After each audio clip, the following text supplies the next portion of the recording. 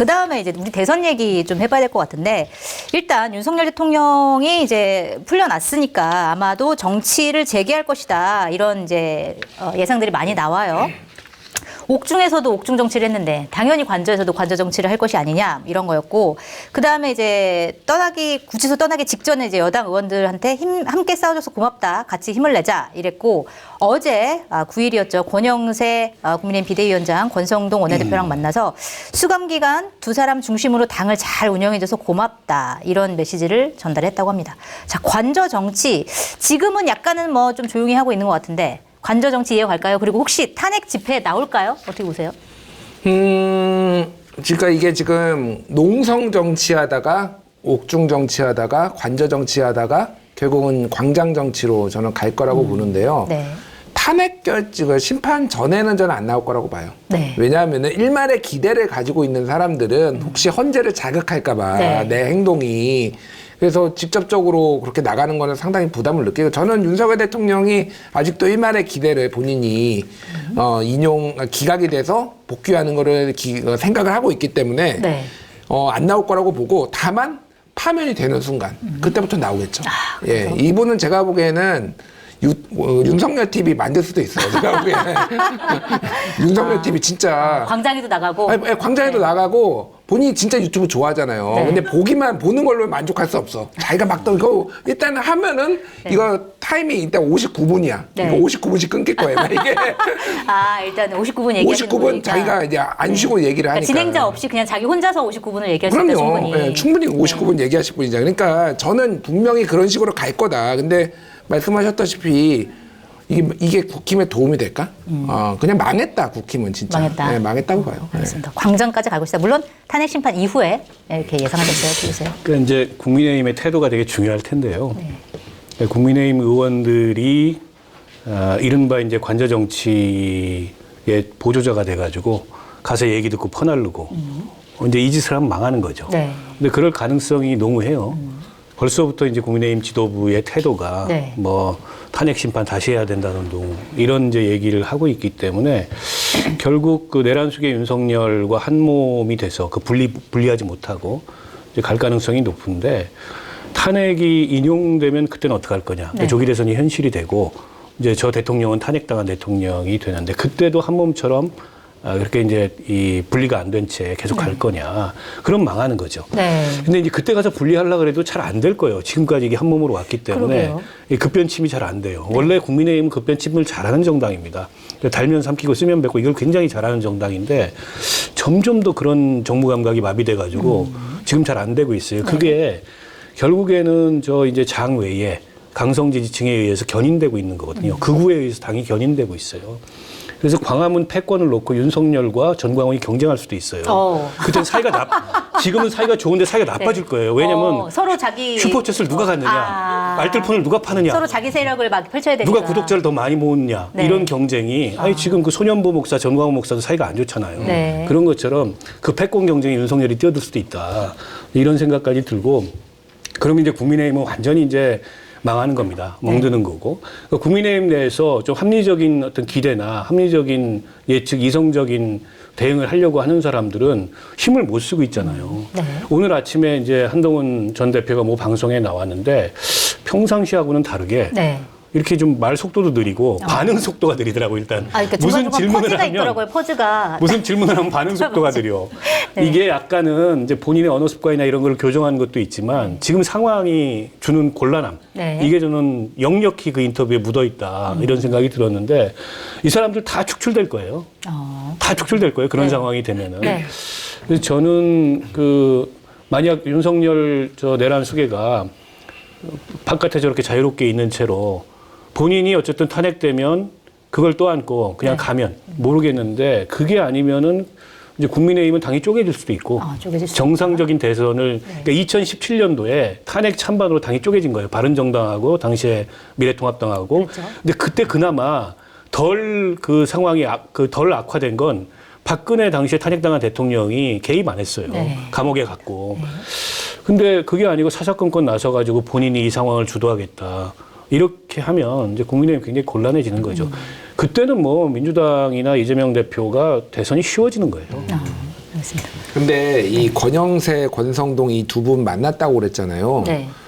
되게 궁금해요. 뭐라고 했을까? 윤석열 대통령이? 지난번에 이제 구치소 있을 때 두 사람이 오니까 첫 일성이 그거였다고 언론 보도가 나왔잖아요. 개인 자격으로 왔다며? 그러니까 쌓인 게 많은가 보네. 권성동이 이제 말을 못하고 뭐 건강은 어떠십니까 이랬는데 이것도 이번에도 네. 지난번에 개인 자격이었다며? 다시 한번 이 쪼잔하신 분이거든요 윤석열 대통령. 그러니까 다시 한번 확인. 야 나 나왔어 지금 이거 하면서 개인 자격이었다며 다시 한번 환기시켰을 가능성이 상당히 높다. 이분들이 굉장히 불편할 거예요. 권영세, 권성동 이 두 분이 지금 박우석 의원님께서는 거리두기 힘들 것이다. 탄핵이 인용된 뒤에도 그렇게 말씀하셨는데 어떻게 보세요? 거리두기 될까요? 아니 뭐 어떻게 거리를 둬요? 그러니까 그리고 가장 중요한 거는 대선 후보들도 지금 지지자들이 이렇게 끌려가고 있잖아요. 그러니까. 네. 그러니까 지지자들이 윤석열 대통령의 이런 자장 안에 있기 때문에 그 지지자들을 보고 움직일 수밖에 없는 거고. 네. 특히 권영세, 권성동 이분은 대선 후보가 아니잖아요. 이기면 좋지만 저도 상관이 없어요, 솔직히. 자기는 이제 당권만 네, 차지하면 자기들은 되니까. 이제 당권 차지하고 자기들이 방식으로 운영을 하고 자기들이 차지하지 않더라도 자기가 지지하는 사람들이 당권만 잡으면 되니까 사실 큰 문제가 없을 겁니다. 그러니까 그냥 당은 계속 쪼그란. 그러니까 이게 네. 그 예전에 이제 새누리당부터 해서 자유한국당이 걸어왔던 길을 보면은 2016년 총선에서 한석차로 패했거든요. 2017년 대선 패배하고 2018년 지방선거 패배하고 2020년 총선 103대 180 역대급 패배했잖아요. 이게 그러니까 한번 이렇게 패배하기 시작하면은 되게 이제 벗어나기가 되게 힘든 거죠. 그러니까 보통 이기면은 계속 이기고 지면 계속 지거든요. 네. 민주당도 2021년에 서울시장 보궐선거 지고 대선 지고 지방선거 지고 그러다가 이제 생각보다 빨리 윤석열이 거의 폭정을 해가지고 지금 가까스로 벗어난 거잖아요, 지금. 그러니까 국민의힘은 한 4연패, 5연패 할 거예요, 앞으로. 이런 식으로 하면은. 네. 예. 알겠습니다. 자, 그리고 지금 뭐 대선 후보들 중에서 굉장히 이제 심경이 복잡할 거예요. 여권 같은 경우에 특히. 자, 윤석열 대통령이 나와서 정치를 만약에 본격적으로 재개한다? 그랬을 때 자기가 생각하는 후보를 콕 집어가지고 이 사람이다 이렇게 메시지를 줄 가능성이 있을까요? 만약에 있다면 누굴까요, 그게? 그러니까 그게 이제 국민 추천 후보 이런 사람이 돼야 된다. 지난번에 네. 중앙일보에서 뭐 그때 언론 보도가 나왔잖아요. 그 모르겠어요. 이게 이제 그거는 자기가 안에서 좀 절박함이 묻어난 것 같아요. 그러니까. 그런데 지금 밖에 나왔기 때문에 언제든지 내가 메시지를 내가지고 내가 원하는 방향으로 끌 수 있다라고 생각하기 때문에 네. 굳이 특정인을 막 찝을까? 그 생각은 그렇지 들어요. 않아요. 그러니까. 저는 오히려 안 찝을 것 같아요. 아, 그래요? 내부에 있을 때는 어쨌든 당이 엉뚱한 사람이 될까봐 이게 예를 들면 한동훈 같은 사람이 대선 후보 되면 안 되잖아. 윤석열 입장에서. 그러니까 이렇게 좀 절박하게 이런 얘기까지 한 건데 네. 여기서 이제 마음대로 짓거릴 수 있잖아요. 네. 마음대로 자기. 그러니까 저는 찍지는 않을 거예요. 대신에 어떤 사람은 안 된다. 이런 류의 메시지가 나올 가능성이 상당히 높죠. 네. 알겠습니다. 누군가 후보를 좀 찍을 가능성이 뭐 있을까요? 암시를 상당히 주겠죠. 누가 봐도 알 수 있게끔. 네. 근데 지금 보면 이제 탄핵 찬반 이렇게 내부 경선 구도가 갈릴 가능성이 높잖아요. 네.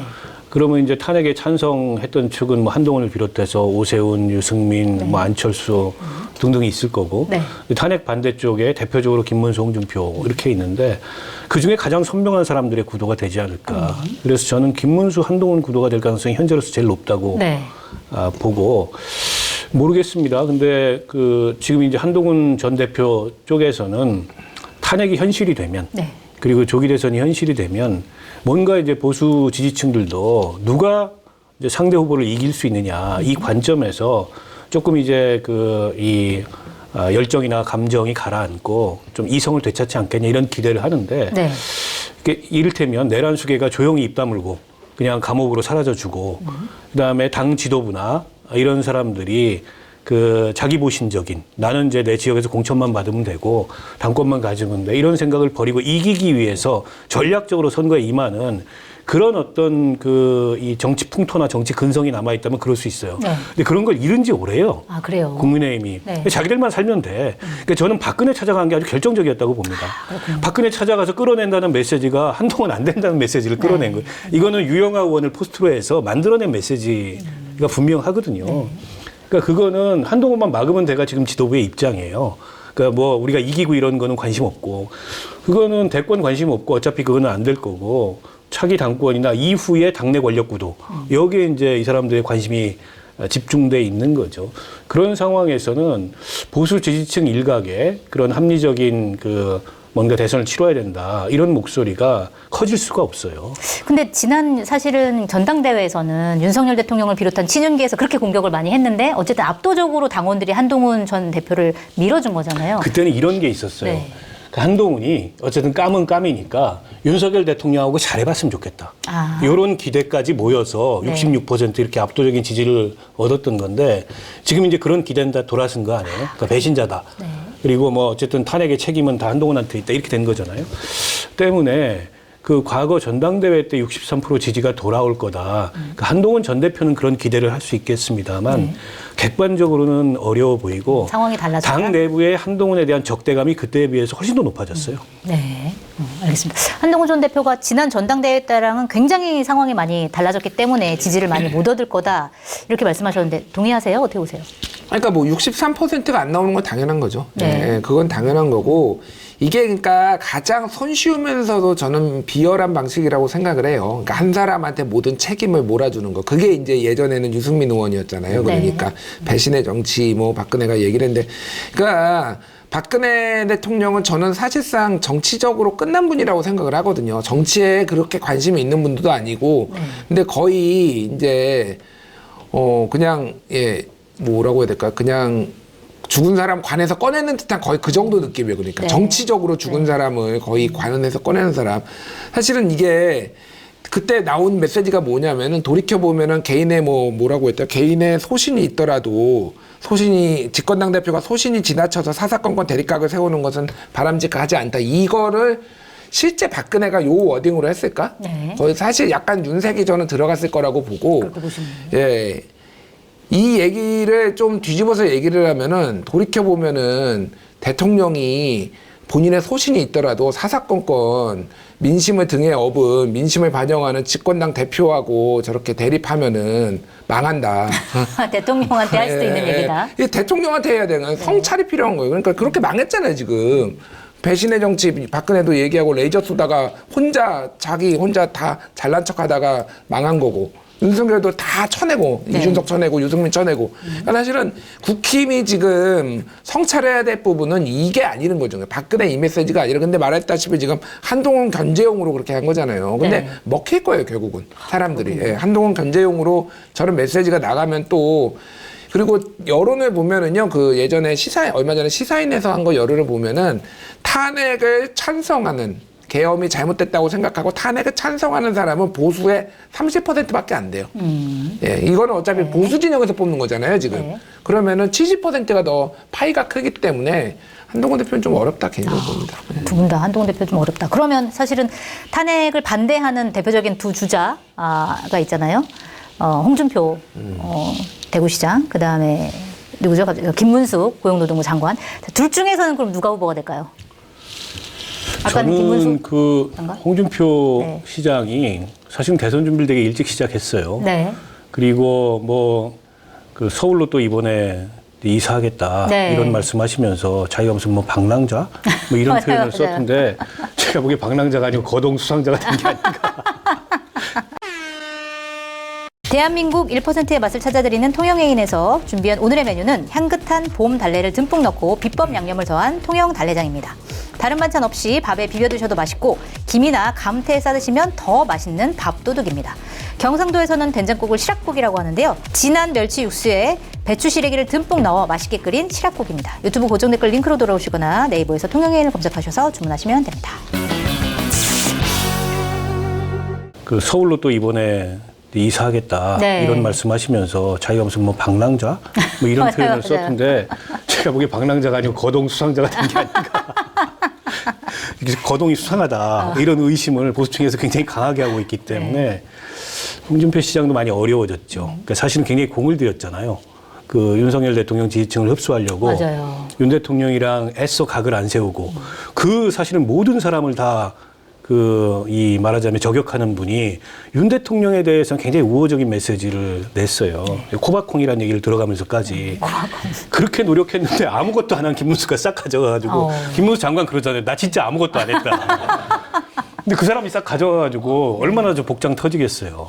근데 이제 저분이 개인기가 탁월하기 때문에 네. 장만 쓰면 내가 개인기로 뒤엎겠다 이 생각을 하는 것 같은데 거동수상자가 돼가지고 방랑자가 아닌 거동수상자로 어쩔지 모르겠습니다. 쉽지 않을 것이다. 어떻게 보세요? 저 홍 시장이 가졌던 어떤 매력이나 어떤 장점이 이제는 끝났다고 봐요. 그래요. 예, 그러니까 홍 시장이 약간 시원하게 얘기를 하고 솔직하게 얘기를 하고, 근데 그 솔직함이 이제는 그런 솔직함으로 보이는 게 아니라 좌충우돌, 그리고 뭐 약간 노쇠한 정치인, 예, 뭐 노회한 정치인, 약간 이런 식으로 더 이상 매력으로 보이지 않을 거예요. 그리고 너무 노이즈를 많이 냈다, 사실은 그동안. 네. 그러니까 약간 홍준표에 대한 약간 피로감이 굉장히 쌓인 것 같아요, 사람들한테. 그래서 아무 말도 안 하는 진짜 김문수가 정말 가만히 있다가 대선 후보가 될 수 있는 거예요, 그러면 예. 그분이? 아니 근데 뭐 우리나라에 그런 일이 없지는 않으니까요. 네. 종종 있으니까. 그래서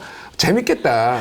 네. 김문수. 그러니까 저는 솔직히 야권보다는 여권의 이 전투구가 굉장히 기대하고 있습니다. 무슨 얘기들이 나오고 무슨 네. 싸움을 벌일지 보는 재미 하나는 있겠다 그 생각이 들어요. 정말 네. 궁금하네요. 이제 김문수 전 장관은 지금 정치적 메시지를 전혀 안 내고 있고 대선 관련해서는 더더욱 안 내고 있기 때문에 이분이 과연 이제 조기 대선에 출전을 하면 어떤 메시지를 낼까 굉장히 기대돼요. 네. 근데 지난 한 10년 동안 극우적인 행보를 계속 해왔거든요. 그렇죠. 그것도 매우 진지하게. 네. 이분의 특징은 진지해요. 남들이 들으면은 진짜 무슨 저런 말을 해, 시대착오적으로. 이 얘기를 굉장히 진지하게 해요.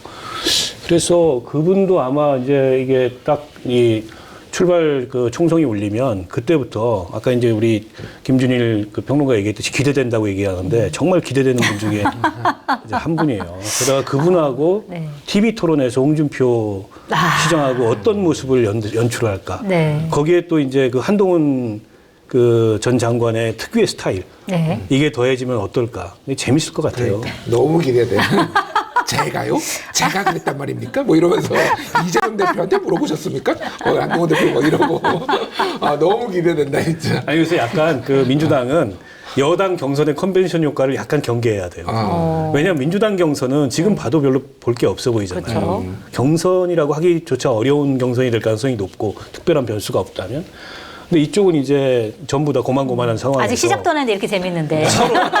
서로 막 이제 막 공격하고 물어뜯고 막 이럴 텐데 재밌을 것 같아요. 그리고 김문수 장관은 지난 10년이 일종의 이게 블랙박스 같은 거예요. 사실 잘 모르잖아요. 공개적으로 유튜브에서는 많이 남아있지만은 지금 엄청나게 비트코인 채굴하듯이 지금 네. 사람들이 채굴해 정치권에서 놓고 있는 엄청 채굴하고 있을 거예요. 지금 이거 혹시 지울까봐 박제해놓고 지금 다. 아니 젊은 사람들은 정치 신인으로 봐요. 아니 그러니까. 김문수 장관을 지난 10년간의 행적을 거의 모르기 몰랐으니까. 때문에. 그럴 수 그래서 있겠네요. 거기가 노다지다 지금. 그래서 제가 알기로도 여러 군데서 지금 다 파고 있는 걸로 알고 있어요. 지금 김문수 지금 무슨 얘기했나 지금. 유튜브에 다 남아 있는데 뭐. 아니 그러니까 새로 그거를 할 근데 얘기도 기대되지만 과거 얘기도 새롭게 드러나는 게 뭐가 있는지 또 기대된다. 그러니까요. 예.